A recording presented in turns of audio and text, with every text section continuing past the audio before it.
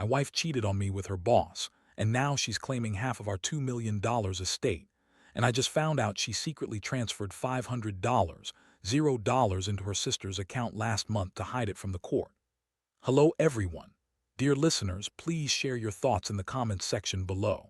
And don't forget to like, share, and subscribe. Now, let's begin the video.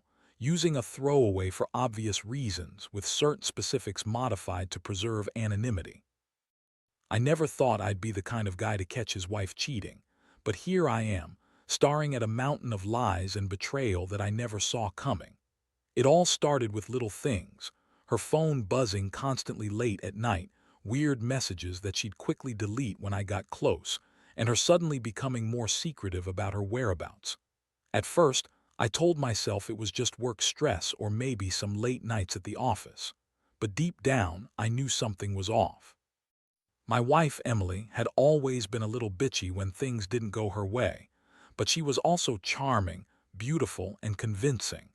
She'd spin stories about how busy she was, how her boss, Ryan, was just a mentor, and how I was overthinking everything.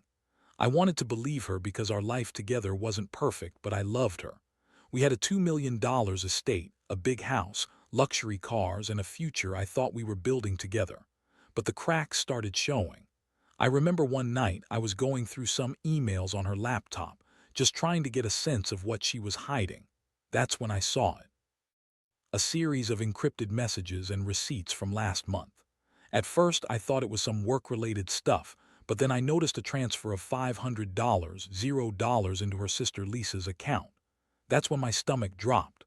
Why would she do that? I looked closer and there it was. A secret transfer hidden from the court, hidden from me. And then I found her phone. I'd always trusted her to keep her passwords private, but that night I just had to see. I didn't even think about the consequences. I unlocked her phone, and what I saw made me want to throw up. Flirty texts with Ryan, pictures of her in bed with him, and a whole lot of lies about how it's just sex, how she's not in love, and how she's just keeping him around for fun. The worst part, she kept insisting she was just having sex with him, that it meant nothing, that she was still mine, that I was overreacting. I confronted her the next morning. I was furious, broken, and confused. I told her I knew everything about the affair, the money transfer, the lies. She looked at me with that fake, bitchy smirk and started spinning her usual bullshit. How I was paranoid, how Ryan was just a friend, how I was overreacting because I was insecure. She called me crazy, said I was jealous and that I was destroying what we had. But I knew better. I saw her true face. She's manipulative, sneaky, and utterly ruthless when it comes to protecting her secrets. The emotional impact hit me like a ton of bricks. I felt rage, betrayal, sadness, and a deep sense of loss. I'd built this life, this empire with her, and now I was questioning everything. How many times had she lied? How many times had I been blind to her bullshit? I felt like I was drowning in a sea of deception. But beneath all that chaos, a plan started forming in my mind. I wasn't going to let her get away with it, not without a fight. I had to think carefully about my next move, how to protect what's mine, how to make her pay for the pain she caused, and how to come out of this whole mess with some shred of dignity left. In the days that followed, I dug deeper. I hired a private investigator, looked into her financials more thoroughly, and started planning my revenge. She thought she was clever, hiding her money transfers and lying through her teeth, but she didn't realize I was one step ahead. She's a bitch, and she's about to learn that you don't mess with someone who's willing to fight back, especially when that someone is hurt and furious. I won't lie, I was scared. Scared of losing everything, scared of what she might do next, but mostly I was pissed off. I had worked so hard for that estate, for that life, and I wasn't about to let her walk all over me. I needed to get everything in order, too. Make sure she paid for what she did, and if that meant tearing her world apart to do it, then so be it. I was done playing nice. This was war. After I gathered enough evidence, I knew I had to act quickly. Emily was still playing her games, acting like everything was fine, like I was overreacting. But I wasn't about to let her keep lying. I scheduled a meeting with my lawyer, someone I trusted implicitly, and laid everything out. The affair, the money transfer, the secret accounts, the texts, the pictures. I wanted to be prepared because I knew she'd spin more lies, try to manipulate her way out of it. The lawyer, a sharp guy named Mark, looked over all the evidence I had, nodded slowly, and then said something that made my blood run cold. Emily's trying to hide assets and she's clearly been unfaithful. Given the amount of money transferred into her sister's account, we're looking at some serious legal trouble for her. But right now, we need to focus on protecting your estate and making sure she can't get her hands on half of it. That's when I decided I needed to hit back. Hard, I wasn't just going to sit around and let her steal what I'd worked for. I started planning my revenge piece by piece. First, I had to make her think I was still clueless, so I kept up the facade of being the loving husband for a few more days. Meanwhile, I hired a forensic accountant to trace all her financial shenanigans. The more I found out, the angrier I got. She transferred $500, $0 into her sister's account last month. Why? To hide it from the court, she claimed she was just helping Lisa out, but I knew better. Lisa was just a pawn in her game. I also learned that Emily had been secretly funneling money into other accounts, buying herself expensive jewelry, designer clothes, and even a small yacht. She'd been draining the estate little by little, all while pretending to be the perfect wife. The betrayal cut deep. I'd trusted her with everything, my name, my money, my future, and she'd been lying to my face the whole time. I couldn't believe how cold and calculating she was. One night, I decided it was time to confront her again, but this time I was prepared. I told her. I knew everything. Her face twisted into that bitchy smirk she always used when she thought she was winning. She told me I was paranoid, that I was imagining things, that Ryan was just a business associate, and that I was jealous and insecure. I looked her straight in the eyes and told her I wasn't buying her bullshit anymore. I'd already caught her lying and I had proof. She tried to deny, tried to spin her usual lies, but it was useless. The evidence was too overwhelming. That's when she started getting nasty. She yelled at me, called me crazy, possessive, and accused me of trying to ruin her life. But I wasn't about to back down. I told her she'd crossed the line, that she'd betrayed our vows, lied to my face, and stolen money from me. I told her I was done playing her game. She looked at me with that bitchy glare and said she'd take everything I had, half of the estate, her cut, whatever it took. She even claimed she'd sue me for divorce if I tried to stop her. The emotional toll was brutal. I felt like I was losing my mind. The woman I loved, the woman I built a life with, was gone. Instead, I was face to face with a manipulative, greedy, lying bitch who was willing to do anything to get what she wanted. I felt rage, heartbreak, and a profound sense of betrayal. But underneath all that, I knew I couldn't let her win. Not without a fight. In the days that followed, I kept my cool on the surface. I told her I was considering divorce, but I was also working behind the scenes to protect my assets. I knew she'd try to manipulate the legal process, so I kept detailed records of everything: texts, emails, bank statements, everything. I also contacted a divorce attorney who specialized in financial fraud, and we started preparing for the worst. I knew she was planning her next move, probably trying to hide more money or spin some story to save her ass. Meanwhile, I was also planning my revenge on a more personal level. She thought she was unstoppable, that her lies and money could buy her way out of anything. But I was going to make her regret every second of this. She'd betrayed me, she'd stolen from me, and now she'd have to face the consequences. I wasn't just going to let her take half my estate. I was going to make sure she paid for her lies one way or another. The worst part, I still loved her. I hated myself for feeling that way, but I did. Despite everything, part of me wanted to fix this, to save what was left. But I also knew I had to be cold and calculated. I couldn't let her manipulate her way out of this. Not anymore. I was done being the naive husband. It was time to fight back, and I knew I'd need to be smart, ruthless, and prepared for whatever she threw at me next. The day I finally decided to act was the day I knew I couldn't keep pretending everything was fine. Emily was out shopping, or so she said, but I had a feeling she was up to something. I waited until she left the house, then I moved fast. I had already hired a private investigator, a guy named Steve, who had been quietly following her for days. His report confirmed what I suspected. Emily had been sneaking around with Ryan, her boss. For months, not just some fling, it was a full-blown affair, and she'd been lying about everything. What pushed me over the edge was discovering that she had been secretly transferring money into her sister Lisa's account every month. I found bank statements that showed she'd moved another $100, $0 just last week. Lisa, her sister, was an idiot. She'd always been a little naive, but she was also getting a cut of the scheme. Emily had convinced her to hold onto some of her money, claiming it was a family investment, but I knew better. It was just another way to hide assets, to keep me from claiming my fair share in the divorce. I sat there, staring at the screen, feeling a mixture of fury and disbelief. My wife, Emily, was a bitchy, manipulative liar who thought she could get away with everything. And now she was trying to steal my estate, half of it, worth about $1 million, maybe more, depending on how the court valued everything. She'd been planning to leave me with nothing, and she thought she could spin her way out of this mess, just like she always did. But I wasn't going to let her. I knew I had to escalate. I couldn't just threaten her or talk my way out of it. I needed to make her understand that I was serious, that I had the evidence, and that I was prepared to fight for everything. I called my lawyer, Mark, again. I told him everything I'd found, and he agreed that we had enough to freeze her assets and start legal proceedings to recover what she'd stolen. That night, I sat her down for the confrontation I knew would come. I told her I knew about her affair, the money transfers, everything.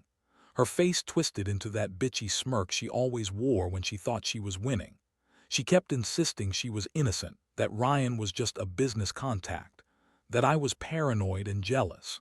She spun stories about how she was just helping her sister out, how she'd never do anything to hurt me, how I was overreacting because I was insecure. But I'd had enough of her bullshit. I pulled out the evidence, screenshots, bank statements, her texts, and laid it all out. Her eyes widened for a moment, then she started to get defensive, trying to change the subject, calling me crazy and possessive. That's when I lost my temper. I told her she was a liar, a cheat, and a thief, that her lies had finally caught up with her. I told her she'd never get away with this, that I was going to take her to court, seize her assets, and make sure she paid for her betrayal. Her reaction was classic. She started crying, acting all innocent, claiming she loved me and that I was ruining everything. But I saw through her. I knew her game. She was just trying to manipulate her way out, to turn me into the bad guy. But I wasn't falling for it. I was done playing nice. This was war. She'd betrayed me in the worst way, and she was about to learn that I wasn't going to let her get away with it. I knew I couldn't do this alone. I reached out to a financial forensic expert, someone who could dig into her accounts and uncover every hidden dollar. I also started drafting the divorce papers, knowing I had enough evidence to fight for full custody of the estate and to prevent her from walking away with a dime more than she deserved. I wanted her to feel the weight of her betrayal, to see that I was serious about fighting for what was mine. The emotional toll was brutal. I felt betrayed, angry, and exhausted. I'd loved her once, believed in us, but now I saw her for what she really was, a manipulative, selfish bitch who'd do anything for money and power. I'd been naive, thinking we had a real life, a real future. Now I just wanted her out of my life and to make her pay for her lies. I told myself I'd do whatever it took to get justice, even if it meant destroying her in the process. That night I lay awake thinking about everything, her lies, the money, the betrayal. I realized I couldn't trust her anymore, not even a little bit. I had to be cold, calculating, and ruthless if I wanted to win this. I wasn't just fighting for my estate. I was fighting for my dignity, my sanity, and my future. And I was determined she'd regret ever crossing me. The next few days felt like living in a nightmare I couldn't wake up from. I had all the evidence I needed, screenshots of her texts with Ryan, bank statements showing the transfers, her secret accounts, everything. I kept replaying the moment I found out, the betrayal cutting deeper each time. I was furious, but I knew I had to stay calm and strategic. Emily, that bitch, was still acting innocent, trying to gaslight me into thinking I was overreacting.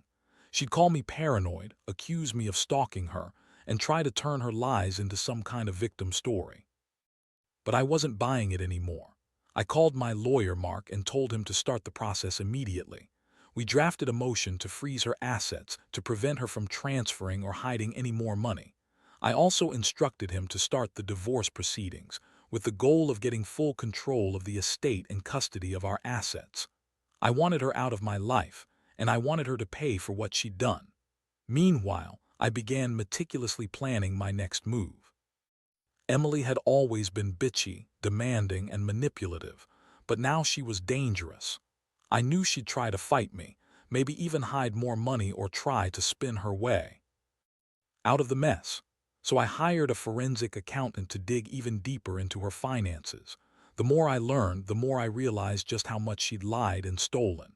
She bought herself expensive jewelry, a yacht, and even set up secret bank accounts in her sister's name. She thought she was untouchable, that her money could buy her freedom. One evening, I decided to confront her again. I told her I knew about everything: her affair, her secret transfers, her lies. She looked at me with that bitchy smirk, trying to brush it off, claiming I was just jealous and paranoid. I pulled out the evidence, screenshots, bank statements, her texts, and laid it all on the table. Her face twisted in anger, then in panic. She started crying, claiming she loved me, that she'd never do anything to hurt us, that I was overreacting. But I saw right through her. I told her she was a liar, a thief, and that she'd crossed the line. Her reaction was classic. She started throwing accusations, calling me controlling and insecure. She said I was trying to ruin her reputation, that I was just jealous of Ryan, and that I'd never find anyone better. I just stared at her, feeling a cold rage building inside me. I told her she'd lost my trust forever, that I wasn't going to let her manipulate her way out of this. I was done playing nice. This was war. I also reached out to a private investigator who specialized in financial crimes. I wanted to get proof of everything she'd hidden, every dollar she'd stolen. I needed to be airtight if I was going to fight her in court. I also prepared a detailed list of everything I wanted: full control of the estate, custody of our assets, and a divorce that would leave her with nothing. I was done being the naive husband who trusted her.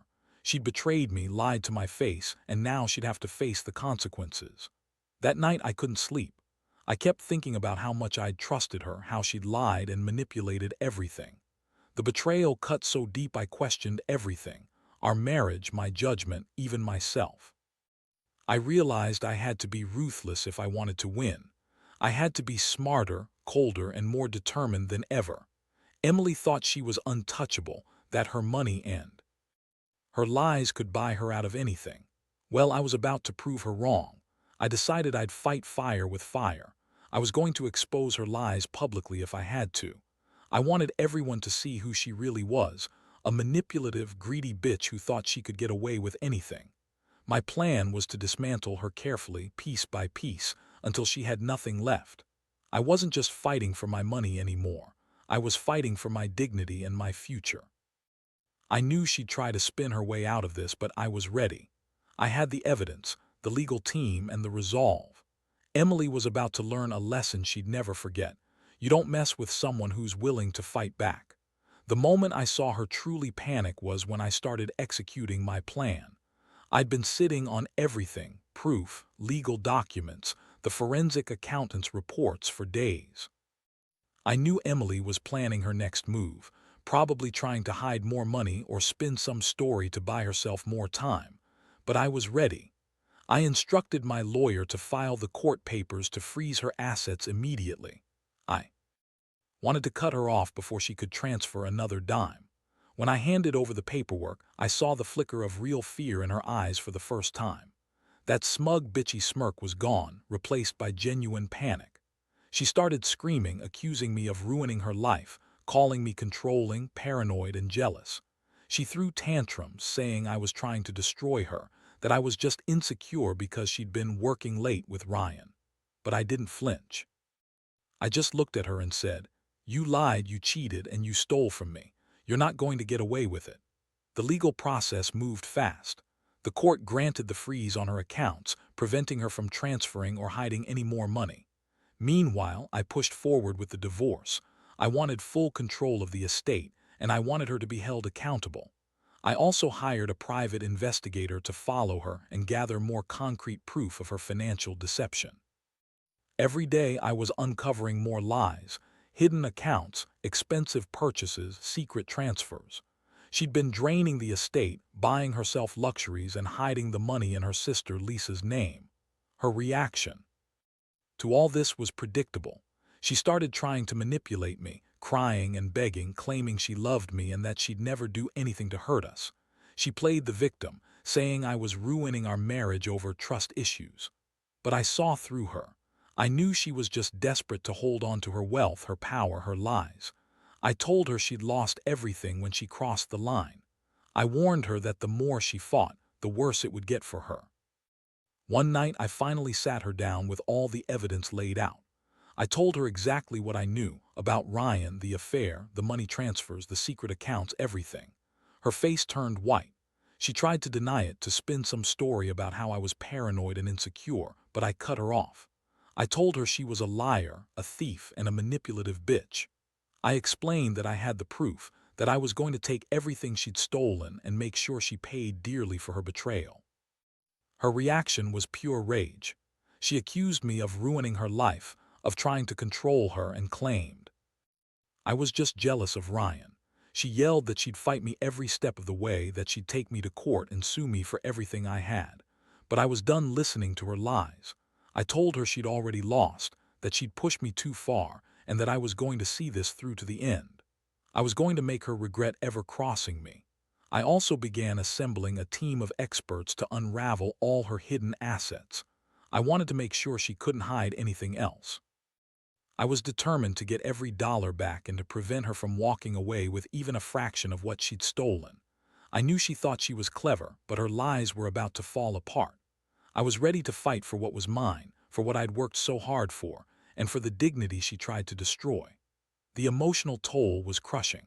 I felt betrayed, angry, and exhausted, like I'd been punched in the gut so many times I couldn't breathe. But beneath all that, I was also strangely relieved. I finally saw her for what she truly was, a manipulative, selfish bitch who'd do anything for money and power. I realized I'd been a fool to trust her, but now I was taking back control. I'd never let her get away with what she did. I'd fight her all the way, and I'd make sure she paid dearly for every lie, every betrayal, every stolen dollar. This wasn't just about money anymore. It was about reclaiming my life and dignity. In the end, everything I'd uncovered and fought for culminated in a courtroom that felt more like a battleground than a place for justice. Emily showed up, her bitchy smirk replaced with a desperate, panicked expression. She tried every trick in the book, pleading, crying, spinning her lies about how she was forced into her actions. But I had the evidence and I was prepared. My lawyer laid out the case clearly. Her affair, the secret transfers, the hidden accounts, her attempt to cheat me out of my estate. The judge didn't buy her bullshit. He ordered her to return the stolen $500, $0, froze her remaining assets, and awarded me full control of the estate. She was furious, screaming and calling me every name in the book. But I felt nothing but relief. After months of betrayal, lies, and manipulation, I finally had the upper hand. My wife Emily was left with nothing. No money, no power, no control. She was legally stripped of everything she tried to hide, and she knew it. The aftermath was brutal. She immediately filed for divorce, but the court was clear. She'd get nothing more than what was legally hers, which was a fraction of the estate. I moved out of the house, sold off her expensive jewelry and her yacht, and made sure she couldn't access any more of my money.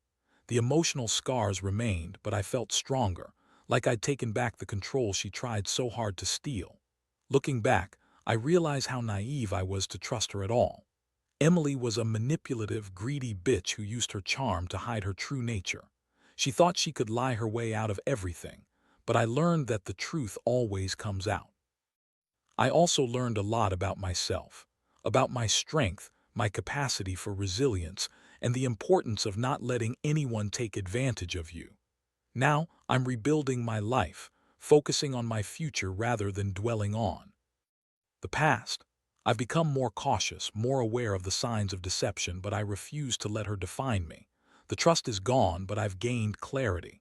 If there's one thing I want others to take away from this, it's this: never ignore the red flags. People can surprise you sometimes in the worst way, and when they do, you have to be ready to fight for what's yours. Emily's gone, and I'm finally free. The estate is mine, and I'll never let her manipulate me again. I hope she learns her lesson about honesty, about loyalty, and about the fact that karma has a way of catching up with people like her. As for me, I'll keep moving forward stronger than ever, knowing that I survived one of the most painful betrayals a man can face. And that's a story I'll never forget.